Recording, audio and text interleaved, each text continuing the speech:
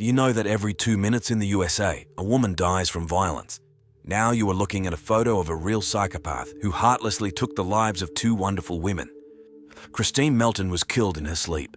He simply strangled her with his bare hands and tried to dispose of her body like trash.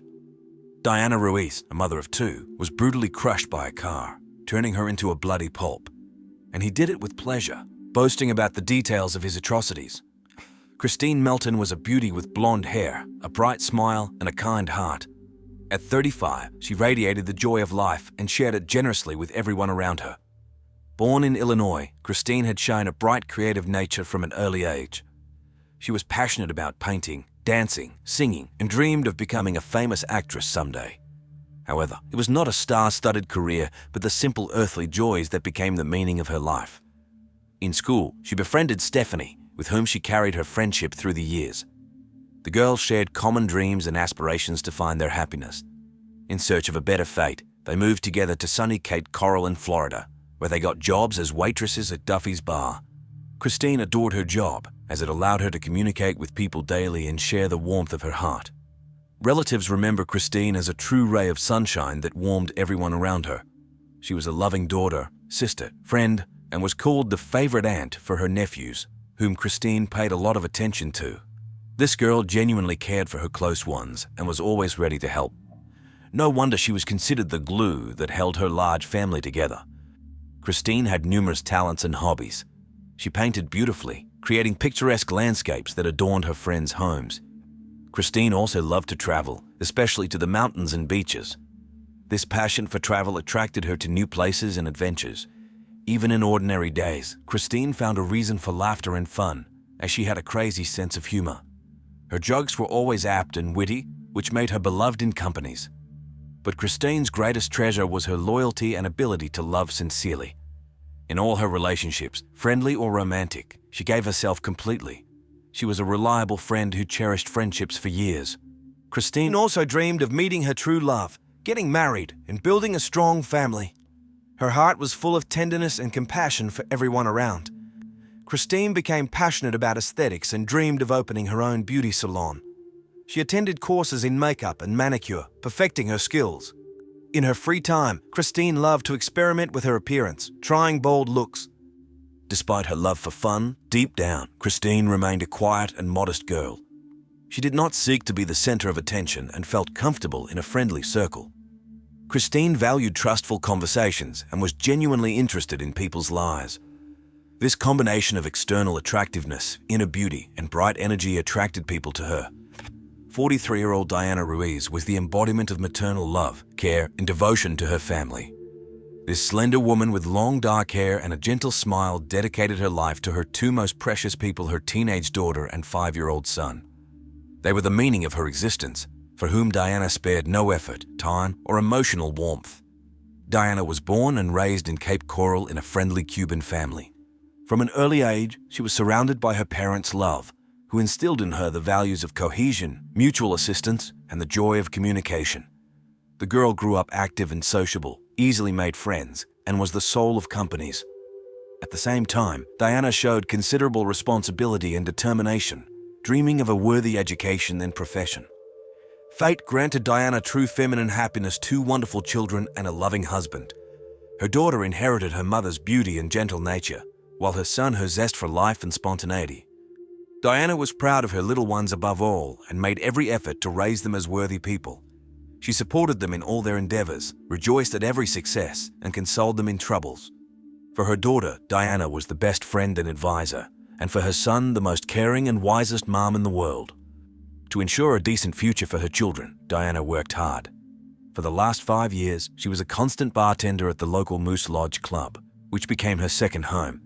She adored her job because it allowed her to communicate with many people daily, give them a good mood, and get charged with positivity from them.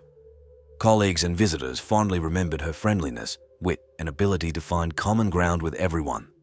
Soon another bright page appeared in Diana's life, a meeting with her beloved husband Scott. Genuine feelings, filled with tenderness, care, and laughter, flared up between them. Scott was captivated by Diana's beauty, wisdom, and soulfulness, while she saw in him a reliable life partner.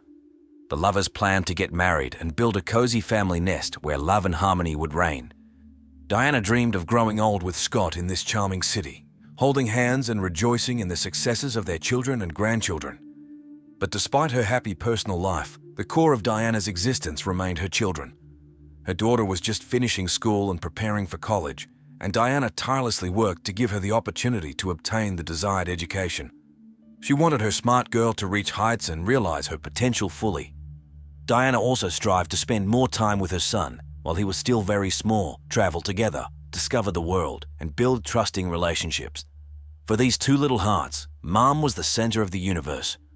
In her free time, Diana was passionate about handicrafts, knitting, embroidering, weaving with beads. Her products were full of love and warmth, which the woman generously shared with her relatives. Diana also cooked wonderfully. Her signature Cuban dishes were the highlight of all festive feasts. With special joy, she gathered a large family together to enjoy heartfelt communication and shower everyone with care and tenderness. Diana's radiant smile never left her face, as she was sincerely grateful for every lived day. Even in sorrow and hardship, this courageous woman did not despair but radiated hope and faith in the better. Her bright look and encouraging words were healing medicine for everyone who needed consolation and support. Wade Wilson was born around 1994 in a troubled family of teenagers. His biological parents were too young and immature to raise a child, so they gave Wade up for adoption to a couple from their church, Candy and Steve Wilson, who had two other daughters. The adopted son grew up problematic, and from a young age, he began breaking the law. Since 2010, Wade had been arrested over 20 times for theft, fraud, hooliganism, assaults. He repeatedly served terms in prison, including more than 3 months shortly before the October murders. In relationships with women, Wade also showed cruelty. He beat, raped, and threatened to kill. His ex-girlfriends described him as a monster capable of pretending to be a nice guy, only to then torment them. 6 months before the tragedy, Wade reunited with 23-year-old Melissa Montanez, who endured his beatings and betrayals. Even when he was in prison, Melissa waited for him and gave him new chances. The girl hoped that his assurances of love, excuses for aggression with drugs, and mental disorders were sincere. But soon she realized that behind the attractive mask lay an emptiness, and that her life was in danger. Wade's father, Stephen, tried to maintain a relationship with him after the adoption, despite the problems with the law. He gave his son money, neglecting his own needs. It was to him that Wade turned, fleeing from the police and asking for money for a ticket. It was to him that he described his horrific crimes with strange delight. But even the father's years of devotion could not keep him from the horror of the monster his son had become. Stephen performed his civic duty by turning Wade into the police to protect others from harm. The decisive event for the bloody incidents was October 6, 2019. That Sunday evening, Wade Wilson had fun with his girlfriend Melissa at the Buddha bar. A quarrel erupted between them over Wade's intention to visit someone's home. Melissa categorically refused to do this. Enraged, Wade went to Melissa's car supposedly for his things, but instead he got behind the wheel and fled, leaving his girlfriend. Melissa spent the night at a friend's house, and in the morning she discovered 8 missed calls from an unknown number, which belonged to Kristine Melton. As it turned out, it was with Kristine that Wade had met at the same Buddha bar. The young couple quickly bonded over mutual sympathy and left the establishment together with Kristine's friends. They continued the fun at the home of their new acquaintance, Jason, where passion flared between Wade and Kristine. When the company dispersed in the early morning, Kristine's friend Stephanie was calm to leave her with Wade, as she felt no alarming signs, and Kristine herself assured that everything was fine. Wade, however, took advantage of the helpless sleeping girl to strangle her, wrap her in a sheet, and try to discreetly carry her out. But the stiff corpse proved too heavy, so the murderer simply left it in the house, stole the victim's phone and car, and disappeared.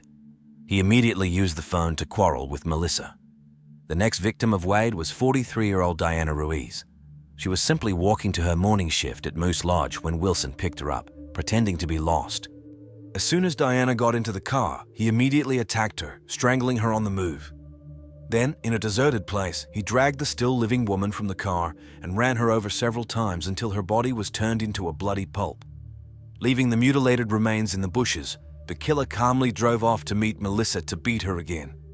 His confidence and impunity were striking in the midst of the attack on his girlfriend. He boasted to another acquaintance that he killed people at night. As soon as Melissa escaped, he got into Kristine's stolen car and fled, leading the police on a chase. Obviously, the criminal acted impulsively under the influence of anger and excitement, not thinking about the consequences. He did not hide traces, did not dispose of the murder tools, and boasted about what he had done. Perhaps drug intoxication dulled his fear of punishment. Or maybe the thirst for violence simply clouded his mind and prompted him to kill again and again. No wonder one of his ex-girlfriends warned that Wade would eventually kill someone if he wasn't stopped. Unfortunately, they only stopped the monster after he had taken 2 priceless lives. Wilson returned to Cape Coral and headed straight to his girlfriend Melissa. At that time, she was at Mila's Spa Salon, where Wade rushed at 8:45 am. Melissa didn't recognize the car he was driving. It was the grey Hellcat stolen from the murdered Kristine. Enraged, Wade immediately started a scandal, demanding that Melissa get into the car. She refused, so Wade began forcibly dragging her into the salon. Crazed, Wilson was so eager to attack his girlfriend that he forgot to put the car in park and rolled forward and hit another vehicle. Then he jumped out and with insane fury attacked Melissa. Despite her desperate resistance, the burly Wade quickly overpowered the delicate girl. He punched her in the face until blood flowed, bit her ear, grabbed her throat, and pinned her against the wall, threatening to kill her. And all this took place in broad daylight in front of people. Fortunately, passers-by intervened. Someone called the police. This allowed Melissa to escape from the clutches of the sadist. She ran away, leaving the attacker with nothing. Then the crazed Wilson jumped back into the stolen Hellcat and fled. An ambulance took Melissa, bruised, with abrasions and a split lip, away. The shocked girl could only think about living until her son's 15th birthday, which she hadn't even managed to congratulate him on yet. Fleeing pursuit, Wilson arrived at his acquaintance businessman Josh's place. He rushed to him in the office in despair, begging for money for a ticket out of town. Puzzled, Josh refused him. Then the crazed Wade blurted out, "You don't understand. Josh, I killed people yesterday." Stunned, the owner called the police, while Wilson hid somewhere in the backyard. Sometime later, Wade broke into the house of a couple who had just left town. Finding himself safe, he called his biological father Stephen and again began begging for help. This time, he told his father everything without concealment. How he strangled the sleeping Kristine, calling her a bitch. How he picked up Diana, strangled her right behind the wheel, and then ran her over to make her into a cutlet. And he recounted all this with notes of delight and bravado in his voice, as if he was proud of his atrocities. Stephen was shocked by these horrific revelations. At first, he wanted to protect his son from punishment, but eventually realized that Wade was no longer the child he loved. The murderer had already caused harm and was ready to destroy further, so Stephen made a difficult but correct decision to turn Wade into the police before he could mutilate other lives. With a heavy heart, the father found out where his son was hiding and directed the authorities there under the pretext of calling a taxi. The police caught Wilson by surprise, and after half an hour of persuasion, finally took him into custody. On the morning of October 7th, soon after Wade Wilson's attack on Melissa Montanez, Fort Myers police went to the scene of the incident at Mila's Spa Salon. There they found the beaten Melissa, who detailed the attack by her ex and indicated that he had fled in a black Nissan Versa. The victim also told about the history of violence and drug addiction of Wade and expressed her fears that if he had managed to drag her into the car, he would have definitely killed her. According to her, he repeatedly threatened to execute her during the attack. Parallel to this, the Cape Coral police received a call about a suspicious death of 35-year-old Kristine Melton in her house on Tudor Drive. At the scene, they found the body of the strangled woman in a sheet tied with her own clothes, as well as signs of a struggle and the disappearance of the victim's car. The gruesome discovery prompted the cops to classify the case as a murder. During her testimony, Wade's ex Melissa recalled that in the morning, he called her from a number that belonged to some Kristine Melton from Cape Coral. This clue led investigators to suspect a connection between the attack on Melissa and the murder of Kristine. While some law enforcement officers searched for traces of Wade Wilson, others set about establishing his identity by questioning acquaintances and relatives. Soon, the biological father of the suspect, Stephen Testeiska, came forward. He reported that he had received several alarming calls from his son, who confessed to killing 2 people and begged for help to escape. At the insistence of the police, Stephen found out Wade's whereabouts and directed a squad there, assuring his son that he had ordered him a taxi. So around 10 p.m., Wilson was caught in a stranger's house, where he had broken in, hiding from the chase. At first, the criminal refused to surrender, but after half an hour of negotiations, he finally opened the door and ended up in handcuffs. The day after the arrest, Melissa Montanez informed investigators that Wade had called her from prison with declarations of love, but at the same time confessed to the murders of Kristine Melton and Diane Ruiz. He detailed how he strangled both women with his bare hands because he just felt like it while high. This moment of enlightenment finally convinced Melissa that Wade was a dangerous monster, skillfully manipulating emotions and pretending to be innocent. Meanwhile, Wade's father Stephen handed over a mobile phone to the police with a recording of all his son's confessions. Forensic analysis found traces of DNA and fingerprints of Wilson on Kristine Melton's body. Blood stains and personal items of both Kristine and Diane Ruiz were found in the salon of the Nissan Versa. The phone history of both deceased women also indicated calls from Wilson on the day of the murders. The totality of the evidence left no doubt about the detainee's guilt, despite his attempts to deny everything.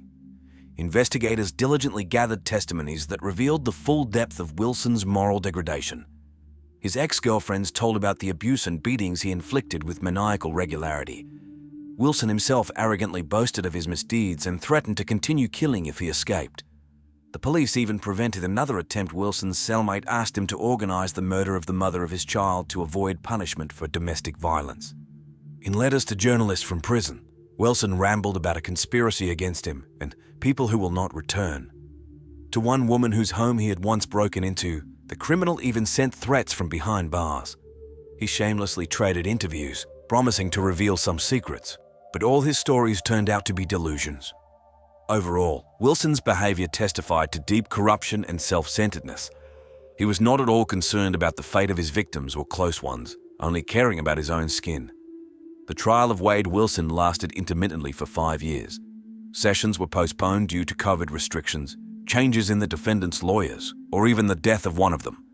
Wilson continuously received refusals on absurd petitions for bail or dismissal of the case. The audacious murderer even tried to escape from prison through a window with a fellow inmate. During this time, Wilson managed to make numerous tattoos on his face. The defense requested permission to hide these decorations with makeup so as not to shock the jurors, but the client proudly refused to do so. Finally, in June 2024, the selection of jurors began and the hearings commenced.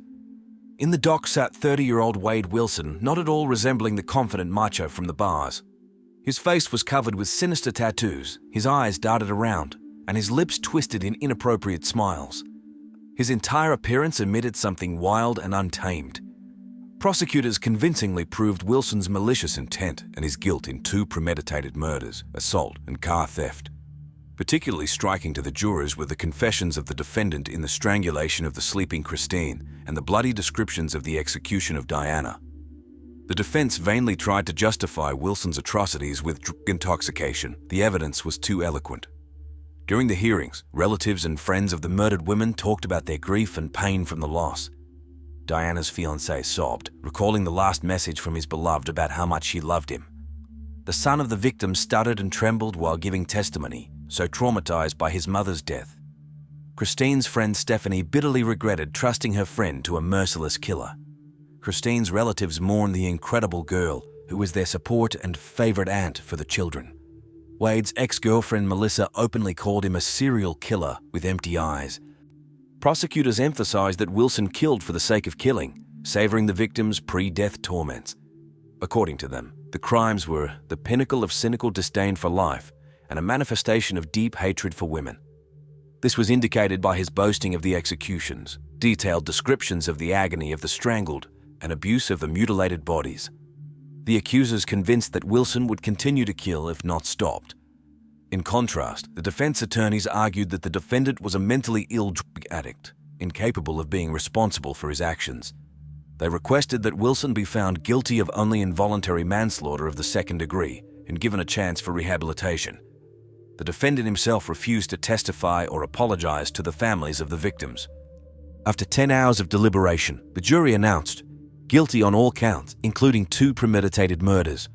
Cries erupted in the courtroom. Relatives of Kristine and Diana embraced, rejoicing in the long-awaited justice. Only Wilson stood impassively, though tears treacherously shimmered in his eyes. He faced the harshest punishment, the death penalty. Indeed, a week after the verdict, the jury gathered to determine the fate of the killer. This time, the session was brief. The majority of jurors agreed that Wade Wilson deserved the highest measure, According to new laws, the decision did not have to be unanimous. 8 out of 12 votes were enough. The judge only had to approve this verdict, and Wilson awaited a lethal injection. The deaths of Kristine Melton and Diane Ruiz at the hands of Wade Wilson were a real shock to their relatives and the entire community of Cape Coral. The senseless and brutal death of 2 bright women, mothers, friends, colleagues, took a piece of soul from everyone who knew and loved them. Flourishing lives were cut short in an instant, leaving behind indescribable pain and emptiness.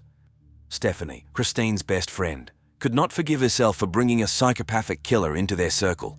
She constantly thought, what if she had acted differently that fateful night? Could she have saved Kristine by being more cautious? These pangs of conscience tormented the girl every day, overshadowing the bright memories of their friendship. Kristine's relatives' mother, brother, sister did not even have a chance to say goodbye to her until they identified the mutilated body in the morgue. They pleaded with the heavens for a miracle, hoping that some mistake had occurred. But the terrible truth soon confirmed. Kristine was no more. She had died a horrific death at the hands of a monster she had imprudently trusted. Their lives were split into before and after, and their hearts were forever filled with sorrow, anger, and emptiness. An even worse fate befell Diane Ruiz's close ones. For 4 days, they did not know whether their beloved mother, daughter, fiancée, sister was alive.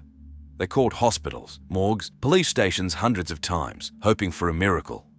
But when hope faded, they had to come to terms with the worst. Diana had died a martyr's death at the hands of a fiend. Diana's fiancé nearly went mad with grief. He blamed himself for not driving his beloved to work that tragic morning. Now the man could only visit her grave daily and weep bitterly, remembering their happy moments. Diana's son could hardly speak about his mother. Every word was an incredible effort. Each memory reopened the wound in his heart. The only consolation for the grieving families was that the murderer of their loved ones would suffer the severest punishment. It would not bring back the deceased, but at least it would quench the thirst for justice and protect others from the fate of Wilson's victims. The court's verdict, life imprisonment or execution, was some satisfaction for their suffering. For Melissa Montanez, the end of this story was also bittersweet. She barely escaped becoming the 3rd victim of her insane ex-lover, and still could not comprehend how he so masterfully pretended to be an innocent lamb. The girl shuddered at the thought of what would have happened if she had believed his sweet promises and given him another chance. Would she have ended up in a suitcase with her throat slit? Only now did Melissa realize what a predator she had been involved with, and she was glad that she finally escaped his clutches, although the emotional scars would remind her of this painful experience for a long time. Inventive Father Wade, Stephen also received his share of moral torment. Despite all his love for his son, he realized that he had done the right thing by turning him into the police. Otherwise, Wilson Jr. would have continued killing innocents until a bullet stopped him. Yet, despite the pangs of conscience, Stephen blamed himself for not being able to raise Wade as a decent person. Although perhaps such monsters are born with a black soul, and no efforts can cleanse it. At least while justice caught up with Wilson as he deserved. When the jury delivered the verdict about the death penalty, the courtroom erupted in loud applause. Even the judge barely restrained a smile while reading the verdict, and only the murderer himself remained unmoved, as if he still did not feel guilty for his bloody deeds. However, some believed that life imprisonment among criminals would have been an even worse punishment for him than a quick death from an injection. The terrible story of Wade Wilson, Kristine Melton, and Diane Ruiz is a warning to all of us. A warning that evil can hide behind an attractive mask, pretend to be a friend and lover. That impulse control and toxic masculinity combined with drugs are a ticking time bomb. That indifference to violence and the objectification of women can lead to a bloody tragedy. Perhaps if someone had stopped Wade during his first attacks on girlfriends, Diana and Kristine would be alive. If law enforcement had responded more harshly to his beatings of exes, the next victims would not have joined the list. If we all were more attentive to signs of hidden aggression in the behavior of loved ones, we would more often prevent misfortune. Of course, some will say that maniacs like Wilson are simply incurably sick and dangerous, that no psychotherapy, medications, or upbringing will curb their thirst for blood. But isn't it worth at least trying to tame the demons inside a person with therapy and compassion before handing her over to the executioner? After all, every criminal is someone's child, and someone will cry for them just as the families of Kristine and Diana. This, of course, does not absolve Wilson of guilt and does not make him a victim of circumstances. He was fully aware of his actions and boasted of them, considering himself above morality. Such inhumans indeed do not deserve to live in a society they despise. But shouldn't more effort be made to stop them before they become monsters? Perhaps then Kristine, Diana, and hundreds of other victims would have lived to see grey hair in the family circle. This tragedy cannot be undone, but it must teach us something. Be more cautious when meeting strangers. Pay attention to alarming changes in the behavior of loved ones. On October 25, 1976, the Forosov family, headed by Ural Forosov, a renowned professor of constitutional law at the University of Claremont in sunny California, experienced a defining moment: the birth of their first child, a baby girl named Kristine. As my colleagues recounted, the Forosovs were over the moon with happiness, as the arrival of the little one was a wonderful addition to their successful life. Thanks to their high positions and status in society, they could provide their children with everything necessary for a comfortable existence and development. Soon, the family welcomed two more boys, Brent and Pierce, who became Kristine's younger brothers. However, the parents paid special attention to the upbringing and education of their eldest daughter. From an early age, Constance, the girl's mother, took it upon herself to unlock Kristine's potential. She enrolled her in ballet and modeling classes, hoping that these fields would open up a brilliant future for the child. And it must be said, not for nothing, as Kristine showed remarkable talent in both areas. Often, parents project their own ambitions and unrealized dreams onto their children. Sometimes this can lead to negative consequences, as the child doesn't always share the adult's vision of their life path. But for now, Kristine enthusiastically immersed herself in the world of dance and the catwalk. It seemed that a dizzying career full of bright prospects awaited her.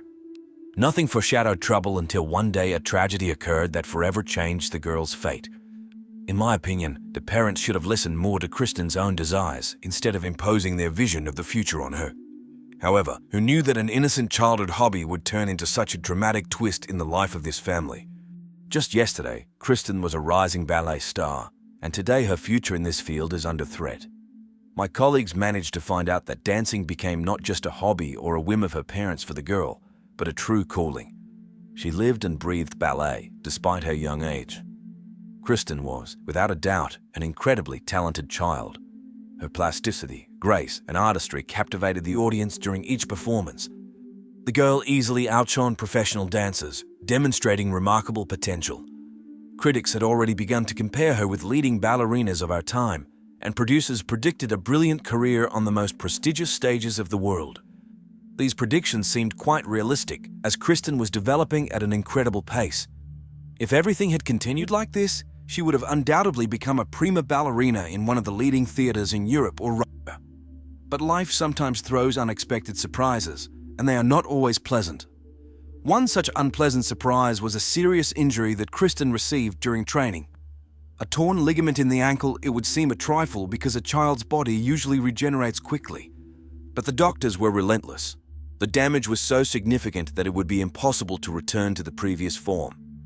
For the girl, this meant the collapse of all her dreams and hopes. As a detective, I perfectly understand that such situations can break anyone, not to mention a young, fragile girl. Losing the meaning of life at such an age is a real tragedy. But Kristine had to come to terms with the idea that her stellar ballet career had ended before it even began. But what happened next shocked me. Kristine, who only yesterday was full of hopes and dreams, now found herself at the bottom of despair. Her heart was broken, and her soul was drowning in an abyss of sorrow. Instead of enjoying her youth and planning for the future, the girl plunged into depression. And this is not surprising because she lost not just her favorite thing, but the meaning of life. But instead of fighting her demons, Kristine chose the easiest path and escape from reality. Before she even had time to finish school properly, she fell into the grip of alcohol and drugs. For her parents, this came as a real shock. They had no idea that their talented daughter could stoop to such a thing. Suddenly, it turned out that Kristine was not only using prohibited substances, but also spending the money her parents gave her for pocket expenses on them. The family began to have constant quarrels and conflicts. The tension grew every day until the situation got out of control. It got to the point where the police had to be called to calm the passions. It's hard to even imagine what the Forosovs had to go through in those days. Just yesterday, they were proud of their daughter and made plans for her brilliant future. And today they found themselves at the epicenter of a family drama. However, despite the pain and disappointment, they did not turn away from Kristine. The parents continued to support her, hoping that these were only temporary difficulties. And indeed, after a few months, the situation began to stabilize gradually. Kristine was still suffering from depression and cravings for psychoactive substances, but at least she was no longer throwing tantrums or running away from home. It seemed that the worst was over, and now the family could overcome this crisis together. In my opinion, this case clearly demonstrates how fragile the human psyche can be. It is worth only one detail to fail, and the whole structure begins to fall apart before our eyes. And if it weren't for the support of loved ones, who knows how it would have ended for Kristine. But new trials awaited her ahead, which were to finally temper her character. But not everything is so good, because what was next struck me. 1994 became a year of new beginnings and hopes for Kristine. She finally pulled herself together and decided to start life from scratch. The girl realized that she could not endlessly feel sorry for herself and cry over a lost dream. If a ballet career no longer shines for her, then she can always try to realize herself in another field. Kristine decides to enter university to obtain higher education in a new profession. For her, this was a bold step, because not so long ago, she did not see the point in life at all. But despite all her efforts, the ghosts of the past continue to haunt the girl. Her mental health, although improved compared to previous years, still remained fragile. In 1995, a relapse occurred that almost cost Kristine her life. Depression returned with renewed vigor, clouding the mind and paralyzing the will. The girl again found herself on the edge of the abyss, from where, it seemed, there was no return. She was ready to take a fatal step in order to get rid of the suffering that was poisoning her existence once and for all. But fate decreed otherwise. The suicide attempt was unsuccessful, and Kristine was saved at the last moment. This incident became a kind of point of no return, after which the girl realized that she could no longer exist like this. She had to change something in her life in order not to go crazy completely. That's when Kristine makes a desperate decision to temporarily leave her family and go on a trip to another country. She gets on a plane and flies to the city of Texona, on the border of Mexico and the USA. Perhaps a change of scenery and new impressions will help her reboot her consciousness and find new meanings. In my opinion, this step was quite risky, given Kristine's unstable mental state. After all, it is unknown how she will behave in a foreign country, far from family and friends. But sometimes it is such radical decisions that help people get out of the deepest depressive states. I had to hold my breath from what happened next. Sometimes life throws us unexpected surprises in the most unexpected places. So Kristine, who went to Mexico in search of peace of mind, met her destiny there. Greg de Villiers, a 22-year-old guy traveling with his brothers, accidentally ended up in the same city as her. Their paths crossed, and a spark immediately flashed between the young people. Over the next few days, Kristine and Greg spent time together, enjoying each other's company. It seemed that they had known each other for an eternity, so harmoniously and effortlessly they communicated. It was true love at first sight, which grew and strengthened with every minute. Even when it was time to return home, the lovers did not want to part and agreed to meet again. Barely setting foot on American soil, Kristine and Greg began to actively build their relationship. They constantly met, spent every free minute together, and soon realized that they could not live without each other. That's when Kristine agreed to move in with Greg. At that time, the young man was renting an apartment with his brother and a friend. But love is able to overcome any inconvenience, so Kristine agreed to such cohabitation without hesitation. But before deciding on this step, she decided to be as frank as possible with her chosen one. The girl told him about her mental health problems, about prolonged depression, and about the struggle with addiction, which was still ongoing. Greg was not at all frightened by this confession. He knew perfectly well that the abuse of psychoactive substances could destroy not only Kristine's health, but also their relationship. But the guy was firmly determined to support his beloved in this difficult struggle. His feelings were so strong and sincere that he was ready to make any sacrifices for the sake of their common future. From the point of view of a detective, I can only approve of Greg's position. Unfortunately, in my practice, I have often encountered cases where lovers turned away from each other at the first difficulties. And here is a young guy who has barely graduated from university, showing remarkable maturity and wisdom. As often happens, the black streak in Kristine's life was not limited to just one problem. The girl had barely begun to settle in a new place when things began to disappear in Greg's apartment. Today it's some kind of jewelry, tomorrow it's cash, and then checks. Of course, everyone immediately began to suspect the new inhabitant, because before her appearance, such incidents did not happen. But Kristine categorically denied her involvement in these thefts. she assured that she didn't even think about anything like that. The girl sincerely believed that she had managed to convince her roommates of her innocence when suddenly the incredible happened: the missing items were found in her purse. This incident came as a real shock to all the residents of the apartment. One of Greg's brothers even decided to move out, as he could no longer trust Kristine. He was convinced that the girl had deceived them by pretending to be an innocent sheep, but in fact, she simply took advantage of their gullibility. But Greg was in no hurry to condemn his beloved. He knew perfectly well that addiction can push a person to the worst deeds. Theft, deception, manipulation, all these are just side effects of the disease that Kristine was trying to fight. And although the fact of her guilt was obvious, Greg was not going to turn away from the girl. In my opinion, this situation clearly demonstrates the true essence of love. After all, it would have been so easy for Greg to wave his hand at a troubled girl and find himself another life partner. However, he decided not to give up and continue to take care of Kristine, helping her fight addiction. This required a lot of patience, wisdom, and strength of mind because a long and thorny path awaited them.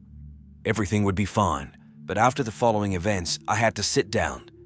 They say that true love can work miracles, and the story of Kristine and Greg is a vivid confirmation of this. Despite all the hardships and trials, the young man never once turned away from his chosen one. Day after day, week after week, he patiently helped her overcome the consequences of addiction, believing that the day would come when she would finally be able to return to a full life. And that day has come. Thanks to Greg's unconditional support and care, Kristine managed to achieve what seemed impossible just a few months ago: complete detoxification of the body. It was an incredible victory because the girl had to go through real hell, fighting her own demons. But her path to recovery did not end there. Kristine understood that she had to radically change her life in order to never return to the past again. She decides to enter the University of San Diego, where she begins to study diligently. The girl quickly becomes one of the best students in the course, demonstrating remarkable abilities and diligence. As a result, in 1998, Kristine received a diploma with honors. This achievement opens up new horizons for her, and the girl gets a job as a toxicologist at the Bureau of Forensic Medicine. Finally, she found her calling and can start life from scratch. It would seem that here it is long-awaited happiness. A stable job, a bright future ahead, and most importantly, a beloved man nearby. Greg, who went through all the trials with Kristine, decides to propose to her. He gets down on one knee and asks for her hand, dreaming of forever uniting his life with this amazing woman. From the point of view of a person who has seen a lot of broken destinies, I can only applaud Kristine and Greg. They prove that true feelings can overcome any difficulties. But will this be enough for a long and happy life? Rumor has it that on the eve of the wedding, the bride began to doubt her decision. Anxiety did not leave me, and not only me. Kristine, without hesitation, agrees to marry Greg, the man who was there for her during the most difficult moments of her life. It would seem that here it is the long-awaited happiness that one can only dream of. But fate decided to play a cruel joke on the young couple. A few weeks before the wedding, Kristine begins to be enveloped in doubts. The girl is seized by anxiety. She begins to panic, thinking about future married life. What if this decision turns out to be a mistake? Is she ready to take on such a responsibility? These and many other questions do not give Kristine peace day or night. In the end, she decides to turn to her parents for advice. Fortunately, loved ones find the right words to support their daughter. They assure her that doubts before the wedding are an absolutely normal phenomenon. Every bride experiences something similar because marriage is a serious step that changes your whole life. The main thing is to listen to your heart and not be afraid of the future. These wise instructions help Kristine calm down and believe in herself. And so, on June 5, 1999, the newlyweds finally step on the wedding towel. The ceremony is wonderful, the bride and groom are shining with happiness, and the guests sincerely rejoice for them. It seems that all fears and doubts are left behind, and only a bright and carefree life awaits the couple ahead. But as often happens, the euphoria from the wedding quickly passes, and grey weekdays come to replace it. A few months after the wedding, Kristine again begins to feel some strange anxiety. She confesses to her friends that she feels unhappy and depressed in her relationship with her husband. And then a new employee appears at work, Dr. Michael Robertson. This attractive Australian immediately attracts Kristine's attention. She begins to spend more and more time with him, discussing work issues. At least, this is how it looks from the outside. But my colleagues say that in fact, some special chemistry arose between these two. And very soon, the working relationship grew into something more. Well, from the point of view of an experienced detective, I can say that such situations happen more often than we would like. Sometimes people just can't resist temptation, especially when not everything is going well in their personal life. But in this case, the consequences of this reckless step will be simply fatal. The flirting between Kristine and Michael became so frank and undisguised that even the most naive and trusting colleagues began to suspect something. They constantly whispered, exchanged meaningful glances, and at the first opportunity remained alone. Some even saw this couple secluded in Michael's office during their lunch break, and although there was no direct evidence of a secret romance, all these little things added up to a rather eloquent picture. And indeed, the relationship between Kristine and Michael went far beyond business. They became so carried away with each other that they completely forgot about their marital duties. It seemed that they did not care about the feelings of their partners who were waiting for them at home. Love turned out to be stronger than common sense and a sense of duty. But the worst was yet to come. Having plunged headlong into this passionate romance, Kristine broke down again. All of Greg's efforts were in vain. His wife returned to her worst demon, drugs. And this time the temptation was greater than ever, because now she had direct access to prohibited substances right at her workplace. The forensic department stored various narcotic drugs seized from crime scenes. One of Kristine's direct duties was the accounting and control of these substances. That is, in fact, she could freely take whatever she wanted without fear of being exposed, and the girl took full advantage of this opportunity. From the point of view of professional ethics, such abuse of official position is unacceptable and even criminal. Any law enforcement officer is obliged to immediately report such an incident to their superiors. But Michael decided otherwise. Having learned about his beloved's problems, he not only did not condemn her, but also undertook to cover up Kristine's antics. In my opinion, this was a fatal step, and this untied her hands completely. Now her decline was only a matter of time, and nothing could stop this process. While Kristine and Michael enjoyed their secret romance, Greg, as always, remained in the dark. The poor guy sincerely believed in his wife's fidelity, not even suspecting that something was going on behind his back. He continued to swear eternal love to her, not noticing the obvious signs of betrayal. But in the end, the truth came out. One day, Greg accidentally came across a love letter written by Michael to Kristine. This scrap of paper, hidden in a woman's purse, became a real bomb that shattered their marriage to smithereens. The man was shocked and enraged at the same time. How could she do this after everything he had done for her? But what struck Greg the most was not even the marital infidelity. Much worse was the fact that because of her relationship with Michael, Kristine started using drugs again. All the efforts that Greg had made to pull her out of this swamp turned out to be in vain. His wife simply spat in his soul, destroying the last hope for a happy family life. Of course, Greg was not going to remain silent. In a fit of anger and indignation, he threatened to expose everything to Kristine's superiors. And this was not an empty threat. The man perfectly understood that for such antics, his wife and her lover could not only be fired from work, but also brought to criminal responsibility. However, that day the quarrel ended in nothing. The couple was simply tired of figuring out their relationship and decided to postpone this conversation until the morning. The next working day, Greg did not show up for work. His absence caused concern among the management, because the man had always been distinguished by punctuality and responsibility. An attempt to call him did not yield any results. The phone was hopelessly silent. At the same time, Kristine, as if nothing had happened, went to work. She even found time to chat with Michael, although she tried not to draw too much attention to it. Meanwhile, a real horror was waiting for her at home. Returning home for a lunch break, Kristine found her husband unconscious in bed. Greg was barely breathing, his body covered in cold sweat. The woman panicked and rushed to call an ambulance. The dispatcher on the other end of the line instructed her on how to properly perform artificial respiration and heart massage, but all attempts to bring her husband back to consciousness were in vain. When the medics arrived at the scene, a chilling picture opened up to their eyes: Greg's lifeless body lying on the bed, strewn with red rose petals. And next to it lay Kristine's open diary, open to the page where she mused about how she would leave her husband for a new life. These details immediately led the medics to certain reflections. At the hospital, Greg was officially declared dead. A shocked Kristine, through tears, told the police about her terrible day, not forgetting to mention the rose petals. They say it was a symbol of her and Greg's breakup. To be honest, it sounded too melodramatic. And Kristine's own behavior raised many questions. Did she really hope that her husband would simply let her go to another? However, the autopsy showed that Greg's death was due to an overdose of psychotropic substances. And this raised even more questions because the man had always been an opponent of drugs. Is all this just a tragic suicide or someone's insidious plan? But here is the brother of the deceased, Jerome, absolutely convinced that Kristine is behind all this.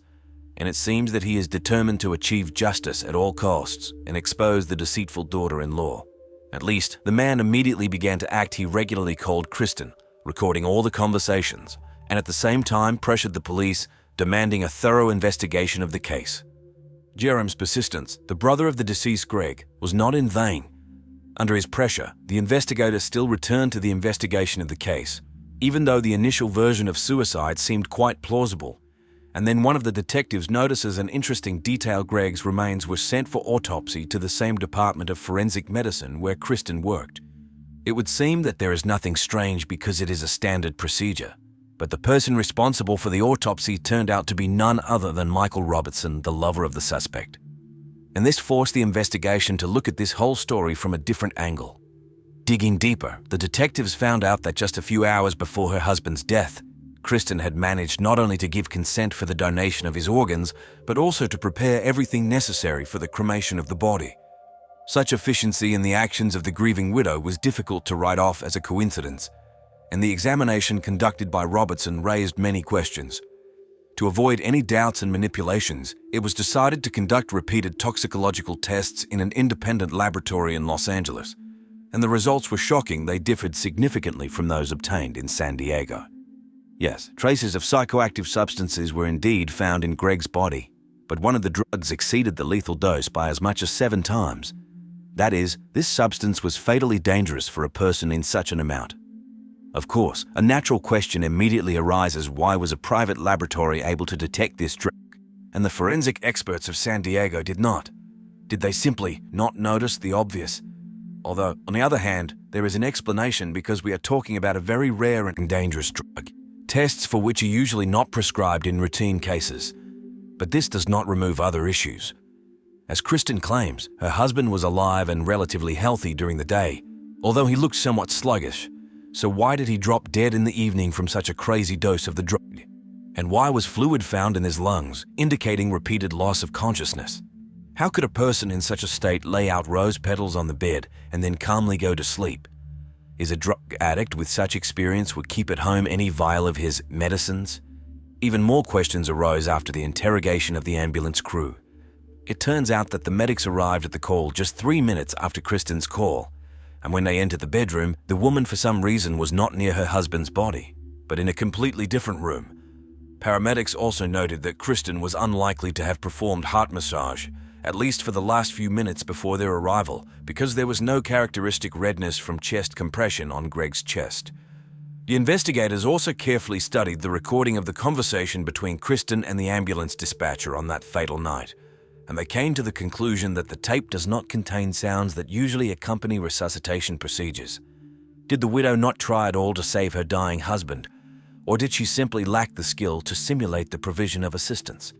However, this is not the only thing that the detectives found out. Thanks to the testimony of one of the police officers who was at the scene and then accompanied the body to the hospital, it became known that on that night Kristine met with some man. They even hugged in front of the cop, and this mysterious guest turned out to be none other than Michael Robertson. So a search in the offices of both lovers was only a matter of time, and although Michael admitted that he covered up petty thefts of drugs by Kristine, which she used, he allegedly had nothing to do with the disappearance of other substances from the warehouse. However, trusting the words of a person who has just been fired for an official crime would be at least naive. One thing can be said for sure: the investigation of this case is far from over. Ahead, the investigators have a lot of work to do, because the evidence pointing to Kristine's involvement in her husband's death continues to accumulate, and an avalanche of compromising evidence is about to bury her head. The least of which are love messages found on the suspect's work computers, and most importantly correspondence in which lovers directly discuss the same drug that became fatal for Greg. And as if that were not enough, there is information that Kristine and Michael at one time attended a special presentation dedicated to the properties and dangers of this substance. Did they just take an interest in the topic for work purposes? Or maybe they were thinking about something more sinister. No less strange are Kristine's actions on the day of Greg's death. When buying roses, she paid in cash for some reason as if she wanted to hide this purchase. But the system still recorded the goods she selected because the woman naively used her loyalty card. And what do we see? A red rose turned out to be a mandatory attribute of the posthumous installation. Coincidence? I do not think so. Meanwhile, Michael Robertson quietly left the S, going to look after his sick mother in Australia. A convenient legend, isn't it? Especially considering that in his homeland, American laws will not reach him.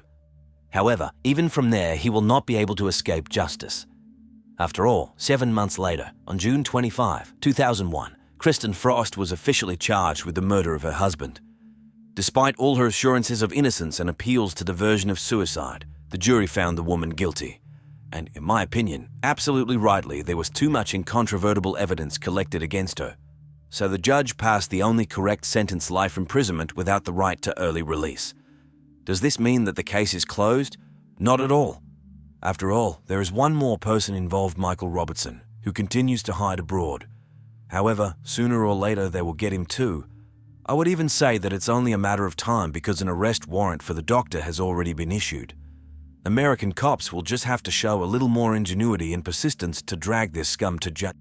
Her life became a vivid example of how fragile human existence is and how quickly everything can fall apart. Lauren was a beautiful soul with expressive green eyes. She had an unwavering belief in the goodness and sincerity of people. However, it was her very trusting nature and openness that led to the young woman's untimely demise. Lauren Hake was born in November 1993 in Seattle, Washington. She grew up in a well-off family. Her father, Jeff, owned a plumbing business, while her mother, Lonna, worked in real estate. Lauren had a very warm relationship with her older brother, Ryan. Lauren moved to Phoenix and enrolled in the Gary Manuel Aveda Institute, where she studied to become a cosmetologist and skincare specialist. The young woman always took meticulous care of her appearance and had an excellent understanding of cosmetics, so her education helped her develop her natural talents. Lauren began her career at the age of 18 and quickly achieved success. At first, she worked as a customer support representative. From 2015 to 2020, she held the position of a leading manager at the well-known cosmetics company Benefit. Then, for 9 months, she worked as a cosmetologist in a beauty salon. In October 2020, she took a job as a manager at the Center for Aesthetic Medicine. In addition, Lauren planned to follow in her mother's footsteps and try her hand at real estate. At the time of the tragedy, she was working full-time as an instructor at a golf club. Lauren was never afraid of challenges, was remarkably responsible, and easily found common ground with people. She actively developed her skills in the beauty industry, sports, and real estate. The young woman diligently watched her physical fitness, regularly visiting the gym and generally leading a healthy lifestyle. Lauren had a wide circle of friends and a loving family that always supported her. In her free time, the young woman engaged in beneficial activities. In addition to work, sports, and meeting up with friends, she loved traveling and hiking. It was her love for scenic trails that made Lauren fall in love with Phoenix. The young woman often took solitary walks, listening to music on her headphones and enjoying nature, fresh air, tranquility, and peace. Her favorite route was a trail in the northern part of the city, not far from her own apartment. There was hardly ever anyone there. Naturally, Lauren's parents were very concerned about her solitary wanderings through deserted places, but Lauren herself was convinced of her safety. Every morning, she thanked fate for another day lived and boldly set out on a walk. As her loved ones recounted, Lauren had a distinctive morning ritual. Upon waking up, she would drink coffee, chat with family and friends, and then go for a walk. The young woman did this every day, believing that such a start guaranteed a positive mood for the whole day.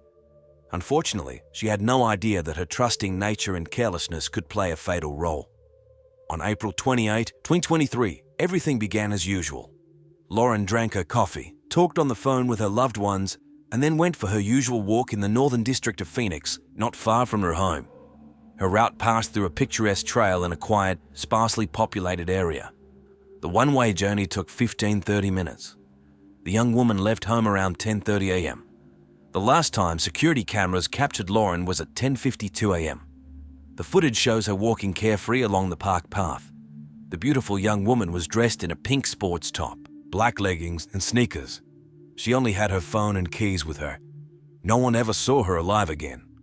Lauren was supposed to show up for work at 11:30 a.m., but she neither arrived nor notified anyone about being late or absent. This was uncharacteristic for the extremely responsible young woman. Colleagues tried to call her several times, but to no avail. Lauren's phone was turned off. Worried friends inundated each other with messages on instant messengers, hoping to find out if anyone knew about the young woman's whereabouts. But no one knew anything, as she had not been seen after leaving home that morning. Around 1 o'clock in the afternoon, Lauren's anxious parents, who also could not reach her, drove to their daughter's apartment. They hoped that the young woman was just feeling unwell and therefore did not go to work.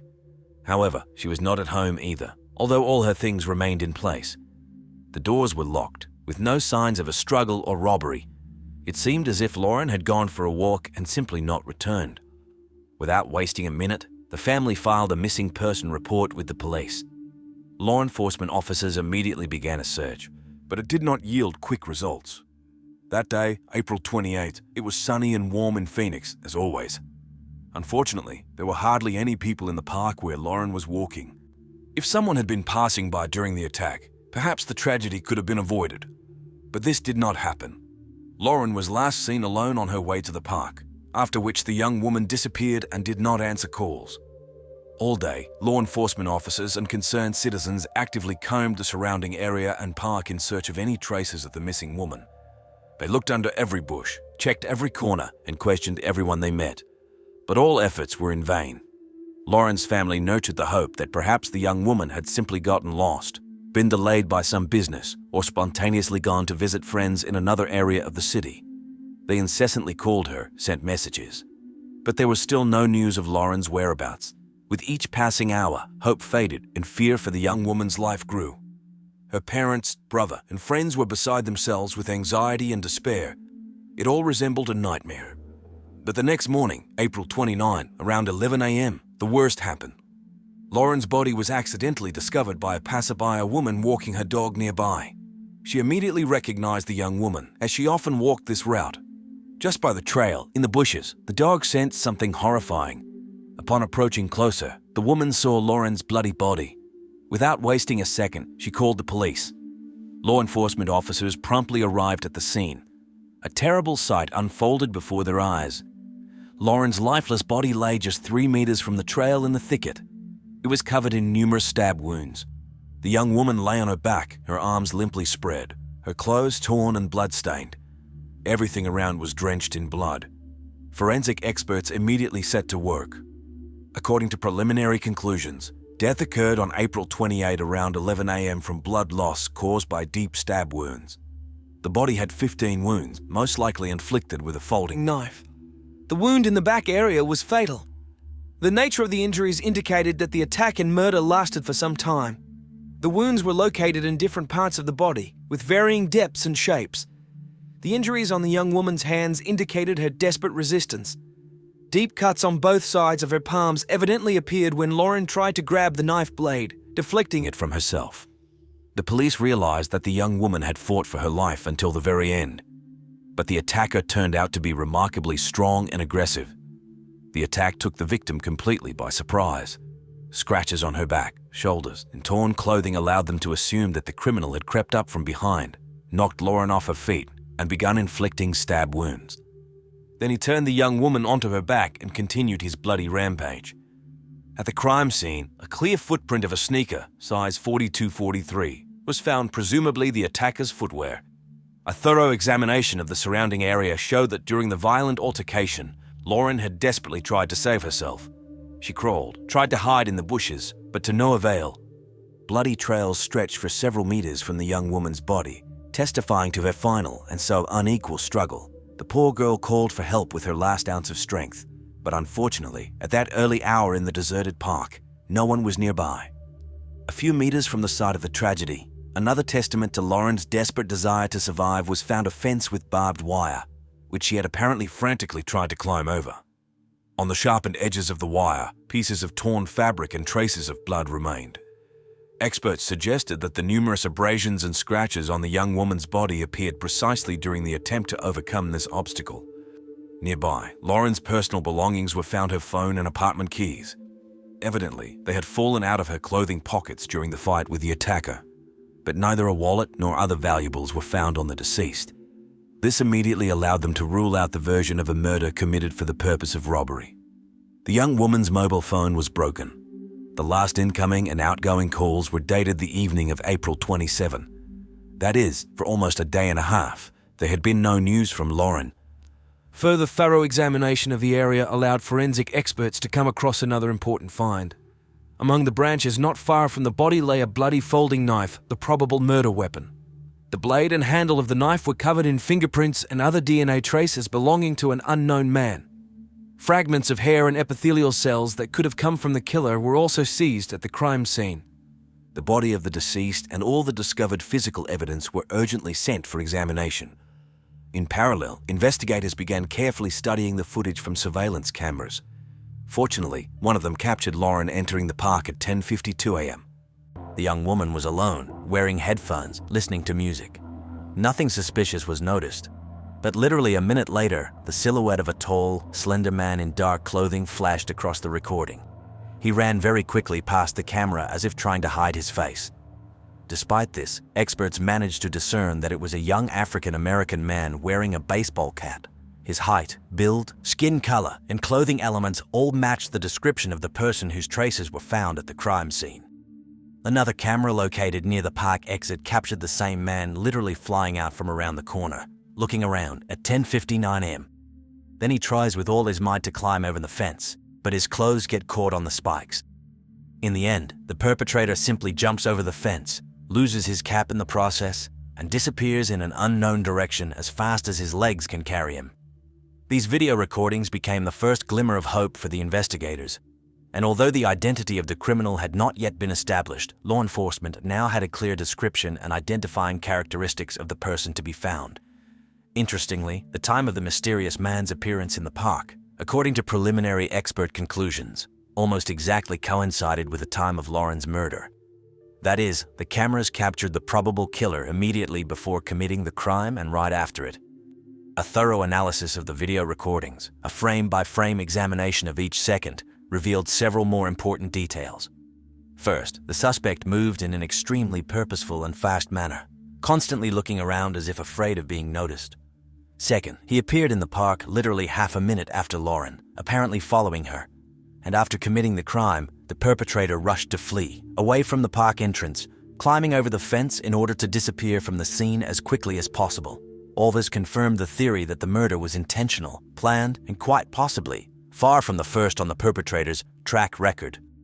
He acted quickly, brazenly, skillfully covering his tracks. And yet, in the heat of the escape, he made a few unfortunate mistakes that allowed the cameras to capture him, at least partially. The surveillance camera footage was immediately shown to Lauren's relatives and friends. Unfortunately, none of them could recognize anyone familiar in the man in the frames. Of course, everyone was stunned and deeply saddened by this tragedy. The family could not believe that someone could deliberately, with particular cruelty, take the life of their kind, bright girl. Lauren had no enemies or conflicts, no debts to her name. No valuables or large sums of cash were found on her. She did not lead a risky lifestyle. Therefore, the versions of murder for personal reasons or for mercenary purposes had to be discarded. A week after the tragic events, a press conference was held, at which representatives of law enforcement agencies spoke. They informed the public about all the evidence found and asked for help in identifying the suspect. Lauren's father, barely holding back tears, begged everyone who had any information to report it to the police. Relatives set a substantial monetary reward for information that would allow them to track down the killer. Lauren's story shook the entire city. Thousands of concerned citizens responded to the call. People spread information on social networks, organized search groups, and volunteered. In parallel, painstaking work with physical evidence continued. DNA traces, fingerprints, and other biological materials were thoroughly studied in a specialized laboratory. The persistence of the experts finally bore fruit. The genetic profile of the suspects matched the data contained in the police database. The system issued a name Zion William Teasley, a 22-year-old African-American who had several prior convictions. Detectives immediately set about studying the identity of the possible criminal. It turned out that Zion was raised in a dysfunctional family. His parents abused alcohol and drugs. The young man's problems with the law began in childhood thefts, hooligan antics, threats. In 2020, he was convicted of a series of armed robberies. After serving almost a year behind bars, Diane was released early for good behavior. He was last arrested in January 2023 for an assault with a knife on a random passerby. But then the victim withdrew the statement, so Teasley got off with a suspended sentence. At the time of Lauren's death, Diane was under the supervision of law enforcement and had to regularly check in at the police station. He last appeared for the mandatory check on April 27, the day before the tragedy in the park. Armed with this information, the detectives began to devise a plan to apprehend the suspect. Round-the-clock surveillance was established on Teasley. It soon became known that at that time, he was not working anywhere and practically never left home, only rarely visiting a store or meeting with some dubious characters. Having obtained an arrest warrant, the operatives went to Diane's apartment. They had to break down the door, but there was no one inside. During a thorough search, the police came across a bucket with bleach, rubber gloves, and rags. It seemed that the suspect was trying to destroy all traces of his involvement in the crime. Fortunately, he did not have time to complete the task. In Teasley's room, they found a suitcase hastily stuffed with clothes. Right there lay a brand new passport in someone else's name and bus tickets to Canada. It appeared that the young man was planning to flee the country in the near future. Investigators suggested that Diane had learned about the search and decided to hide from justice. A large-scale special operation was launched. Orientations on Diane Teasley were sent to all states. The Border Service was warned about the need to detain the murder suspect. Patrols were on duty at train stations, airports, and major highways. Detectives carefully tracked calls from the fugitive's phone, determining his location by cellular tower signals. At the same time, investigators did not stop gathering evidence. They managed to find several witnesses who had seen Diane Teasley stalking Lauren on the eve of her death. One woman noticed him loitering near the young woman's entrance, as if waiting for her. Another man had seen the suspect in the same park a couple of days before the tragedy. A thorough study of Diane's past showed that this was far from the first case of his attacks on members of the weaker sex. A month before Lauren's murder, Teasley was detained for harassing some patron of a nightclub. And even earlier, a girl he was dating had filed a statement about being beaten by him. However, the case was closed at the time due to lack of evidence. By all indications, Diane was an extremely unbalanced, aggressive type. He openly despised women, considering them inferior beings. His posts were found on social networks where he called them the worst words. And also on the suspect's pages, they discovered photos with knives very similar to the murder weapon. Investigators made the assumption that Lauren had likely become a random victim of a maniac. Diane may have seen her on the street, followed her, and then attacked her in a secluded place. It's possible that something about the girl provoked his morbid aggression, her attractive appearance, carefree attitude, headphones in her ears. Experts say that types like Teasley sometimes perceive female vulnerability as a trigger for attack. Lauren's relatives were shocked by the brutality and senselessness of the crime. They couldn't believe that someone was capable of so inhumanly taking their daughter's life just because she went for a walk. The girl's father made an impassioned public appeal. He urged everyone to refrain from any attempts at vigilante justice and allow the police to act within the law to punish the perpetrator. Finally, 3 days after the manhunt was announced, Diane Teasley was apprehended. He was hiding in a dilapidated garage on the outskirts of the city. During the arrest, he resisted fiercely, managing to wound one of the police officers. During interrogation, the suspect behaved defiantly. At first, he claimed to have nothing to do with the crime and that it was the first time he had ever seen the deceased girl. Then he began denying his very presence in the park that day, and when shown the surveillance camera footage, he abruptly fell silent and demanded a lawyer. The prosecutor promptly charged Diane Teasley with formal charges of intentional murder and kidnapping. Among the weighty evidence were surveillance recordings, Lauren's personal belongings found in the suspect's garage, the murder weapon, DNA traces and fingerprints found at the crime scene. The court ruled on a pre-trial detention measure without the possibility of bail. The trial of Diane Teasley began on June 5, 2023. It was one of the most high-profile crimes in the state's history. The entire country closely followed the proceedings. Crowds of reporters, activists, and ordinary citizens thronged outside the courthouse. Everyone wanted to see in person the person who committed such a heinous murder. Diane was brought into the courtroom in handcuffs under heavy escort. He wore an orange prison jumpsuit, and an indifferent expression was frozen on his face. In contrast, Lauren's loved ones did not restrain their emotions. Her mother wept inconsolably. Her father cast angry glances at the defendant. Friends of the deceased were also present in the courtroom, holding her photographs. In his opening statement, the prosecutor made every effort to convince the jury that Zion Teasley was a cruel and cynical killer who posed a significant threat to society. He placed particular emphasis on the audacious nature of the crime and the numerous pieces of evidence that testified against the defendant. According to the prosecutor, Zion was a psychopath who harbored hatred toward women and derived pleasure from inflicting pain on them. Teasley's defense attorney, for his part, tried to prove his client's innocence. He called into question the evidence provided, suggesting that someone else could have been Lauren's killer. The defender urged the jury not to succumb to emotions and public pressure, but to be guided solely by the facts. He also mentioned Zion's difficult childhood and the abuse he had suffered at the hands of his closest relatives. At present, Zion William Teasley has been charged with first-degree intentional homicide. In December 2023, the Maricopa County Prosecutor's Office filed a motion to seek the death penalty against the defendant, as prescribed by Arizona state law for particularly serious crimes. The Phoenix Police Department officially announced the completion of the investigation and the transfer of the case materials to court for prosecution of the suspect. There is currently no information to indicate that the attack on Lauren Hake was anything other than a random victim selection by the perpetrator. Zion Teasley himself continues to deny any involvement in this brutal murder. He remains in custody without bail. The trial is scheduled for October 2025. It is expected to be one of the most high-profile trials in Arizona history.